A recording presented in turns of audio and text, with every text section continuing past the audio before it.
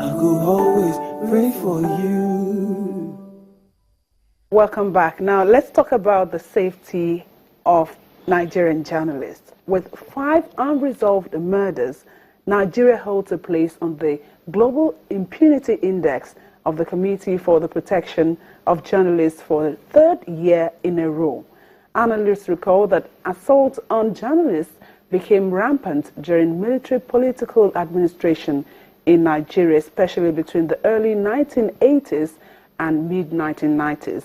They note that journalists were harassed, brutalized, imprisoned, and even killed without respect for the sanctity of human lives. Notwithstanding the claim of the government that press freedom is respected in Nigeria, there are reports that the harassment of journalists has not ceased.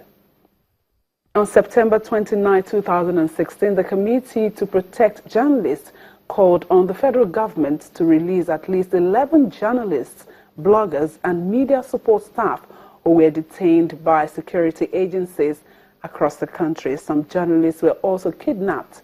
The development has exposed journalists to risk, and some have argued this undermines press freedom.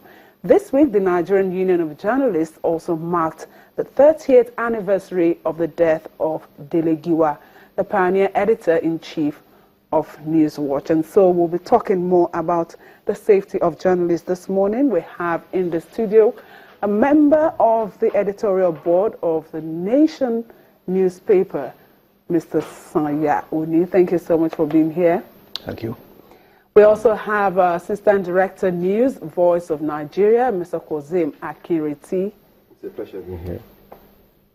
Okay, we expect the West African representative of the Committee for the Protection of Journalists, Mr. Peter Nkaga, to join us from our Abuja studios.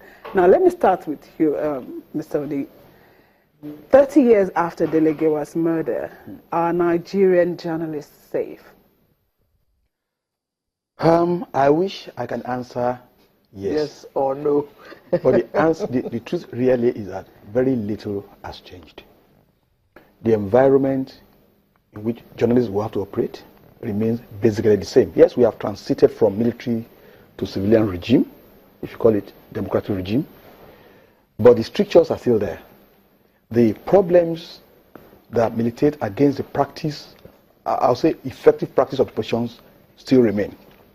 And so to the extent that the journalist is still largely shackled by institutional environmental factors, you cannot be talking about freedom, because freedom itself connotes the ability to be able to do it without any form of restrictions. I do not think that we are anywhere near there yet.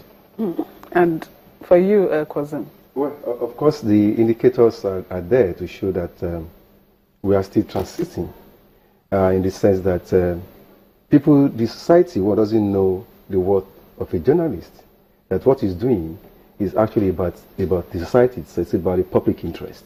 So there's a disconnect in that area. Of course, the government doesn't know, too, that the work of a journalist also are just an advocate to also ensure and assist government people to understand the policies very well, and of course to give a clear direction of where we are going and to make them accountable. In making unaltered sense of impunity in terms of attacks on the journal and press, we felt there was going to be a sigh of relief, a hopeful new dawn with the advent of a new party, with the advent of a new government, and with the leadership of a reformed Democrat. So that was what we felt. But in this past 1 year, since the return to this new change we're in, the system has not changed. All we have is still wanton impunity and outright indifference to justice. I would pause here, but if not, I would also like to just mention something that is actually of many people's concern right now, the action of the SSS when it came to the arrest of the judge, infiltration of their homes, invasion of their homes. I want to say something very strongly, that the SSS action was and still remains an act that has been perpetrated on several other Nigerians, including journalists, whereby they are detained arbitrarily, illegally, and nobody questions such actions. And what am I saying? Up till today, the SSS doesn't have a spokesperson that you can relate with. So what they do is this: they pick you up And after a number of days, they can just tell you that they'll come out and issue a statement and say, oh, we've arrested Mr. Jones Abiri, who is the publisher of Weekly Source in Bayelsa State since July 21st. Until today, has not been charged with any offense that I know of in court, and he has not been having access to his own parent, to his lawyer and family. And you ask yourself, is it good that you do one thing for another, or do you one thing for another? The sense of, to answer your question is, I feel that burden that things need to be done right. The respect for the rule of law needs to be enshrined if there is indeed going to be a change that we all seek. Because doing anything illegally doesn't bring out the solution, and the truth will always set us free. Nansaya, for me, the other bad part of this case is that journalists are picked up, thrown in jail without trial and all that. And then the ones who are killed, perpetrators are not ever found. Delegiwa, 30 years on, we have no idea what happened to Delegiwa.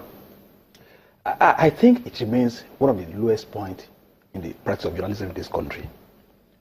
That 30 years after, we are still talking about unraveling a murder that took place, that the clues are so many at the point that you could at least say these are useful leads that the state, if they truly wanted to unravel the mystery, could have pursued. They didn't. And that's why a lot of people actually suspected the complicity of the government at that time at the very highest levels. Because the reality was that parcel bomb at that point in time were not things you could pick. It was novel. It was novel. It was something that was unique. And one would have thought that the administration of General Ibrahim Babangida would have taken it more seriously. But what did we find? They were chasing shadows and left the substance. And over the years, they would rather chase the lawyer, Gani Fayemi, who wanted to get at the root of the problem, than actually address the root of the problem. Again, like my colleague said, I think the problem basically has to do with, first, the complicity of state itself in some of these things. And secondly, the apparent lack of capacity, even by the agencies of government. For instance, you are talking about, he just mentioned the case of this SSS swinging on. I feel, as a Nigerian, I feel offended that some agencies of government do not still see themselves as accountable to us in 2016. You pick up individually. Now, whatever the merits of your case, there are professional ways of doing these things. All over the world, there are templates for unraveling things like this.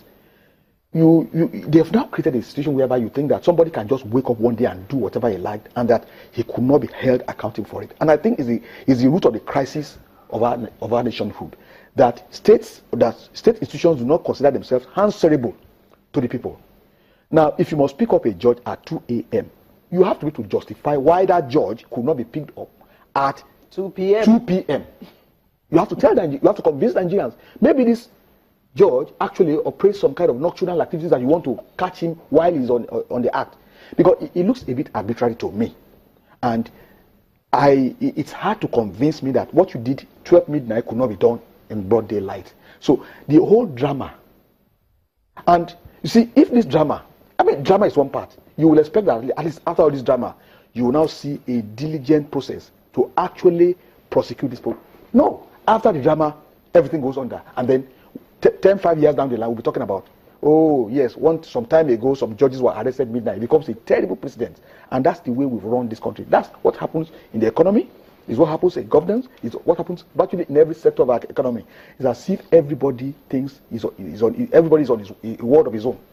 You can do anything and then get away with it. I think that we must come to a point where we say no more. Now, sorry. We must come to a point. Who is the we?